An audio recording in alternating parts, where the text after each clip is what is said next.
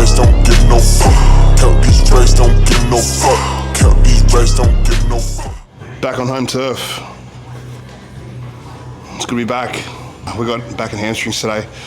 We did this, I think, the first session we did YouTube back on this was back in ham. So I was kind of just getting into my off-season. I was in the thick of my off-season with different type of training program as far as incorporating more posterior work and trying to get those areas a lot thicker for me.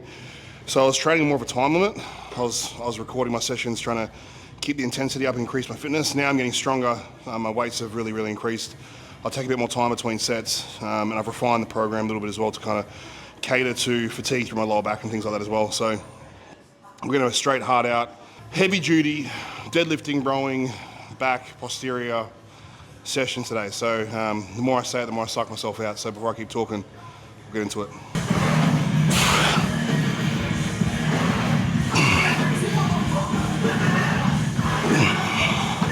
So, priming sets.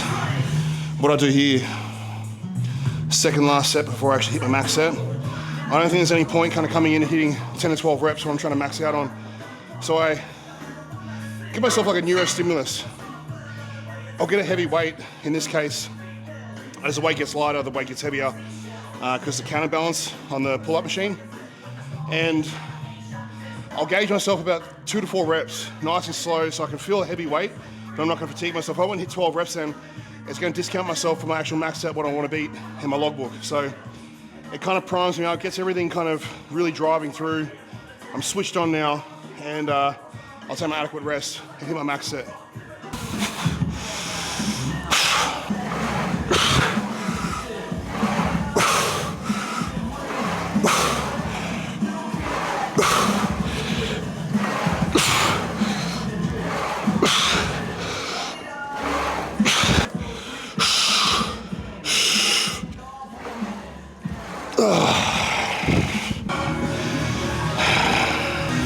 Last call out. What's last call out feel like? What's it feel like?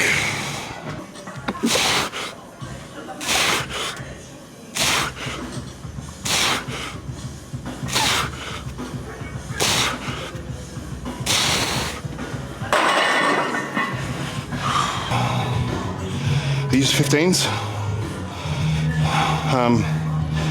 I don't believe in 15 kilo plates unless you're doing T-bar rows.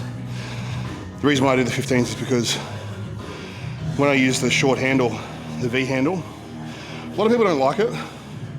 For me, when I go lighter, like I do here, really that's when I kind of really peel back and use to that upper back more, mid-trap. As far as range of motion, it is restricted. But when you use the 15s, the 20 kilo plates, if I was using that same bar, would restrict me.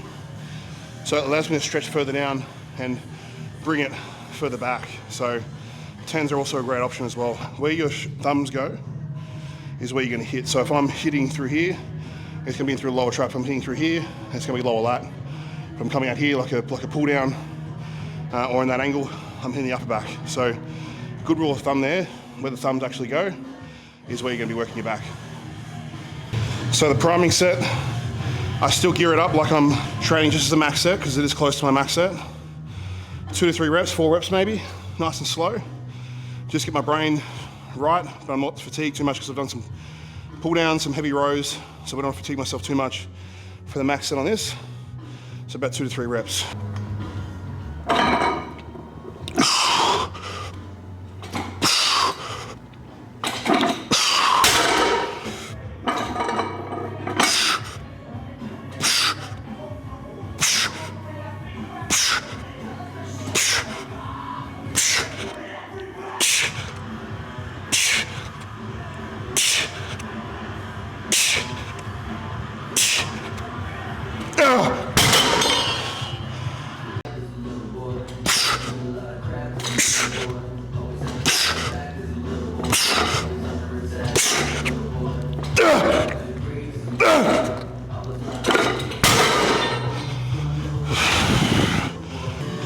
So compared to last time, I had deads earlier in the workout. I don't find I'm switched on enough when I'm hitting deads early in a workout.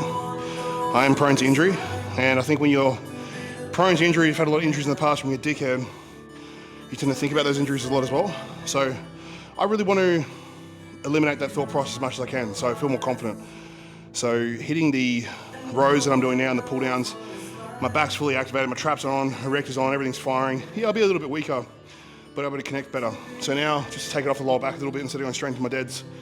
I'm gonna hit a lying leg curl, get the hamstrings nice and primed up. Well, I've done a lot of bent over hip hinging work today. I still wanna be able to really program my hamstrings to be on because I want them to be the bias component coming into this lift. So I'm priming my whole workout around this deadlift, this stiff-legged or hamstring bias deadlift, followed by a hamstring bias rack pull, and then we're moving to some adductor work. So moving through the posterior, I find that turning my back on first, getting my traps and everything else activated, makes me feel safer when I hit my heavy deadlifts.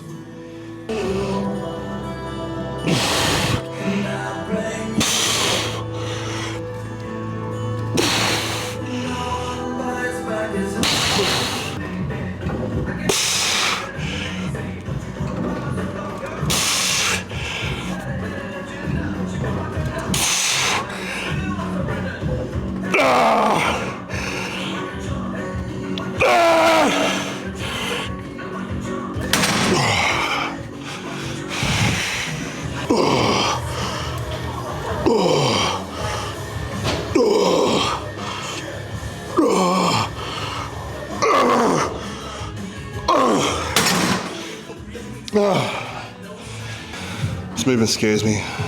It's always scared me. RDLs, deadlifts, stiff leg deadlifts, deficit deadlifts. Everyone has movements they're scared of, and what we're going to do is we've got to get better at what we're not good at. That's why I've got weak hamstrings, that's why I've got a weak back. And you can row and leg curl and do all these things all day, but you got to do the things you suck at.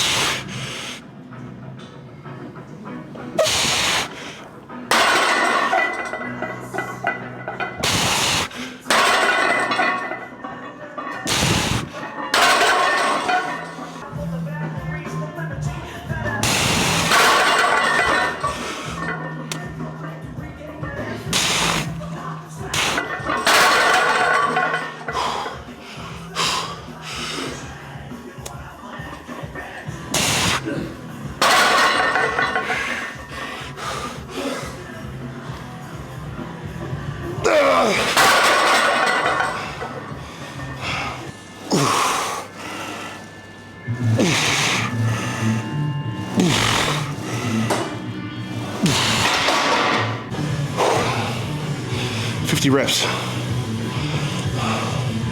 One set, 50 reps.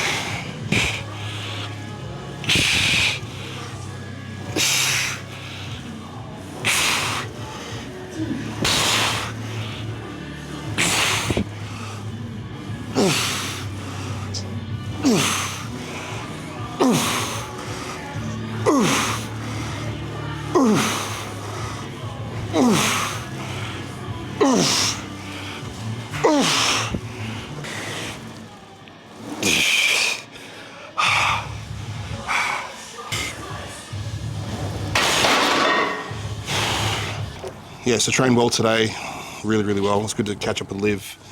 I was going to actually put her on the spot because she did want to meet me face to face, but I'm not like that. I just put her on the spot on the phone. But yeah, sitting here with Shay, we've got a few things to do. We're going to run through the team and everything like that. you know, just keep being accountable on all ends. You know, like at the end of the day, doing what I do, although I'm a coach myself, I got coached in different aspects of my life through holistic coach, business coaching, social media coaching, bodybuilding coaching. You know, like you can always get better at what you do. You know, and once you guys kind of see that I have to stay accountable to someone who I feel like is the boss of me, which is good, because they rip me stuff when I haven't got my tasks through, which is good. So yeah, after a heavy and hard back session, I'll go eat. I've got clients back to back, so you guys can leave me alone for the day. You see me train, you see my consult, you see me get in trouble. So until next time, we out.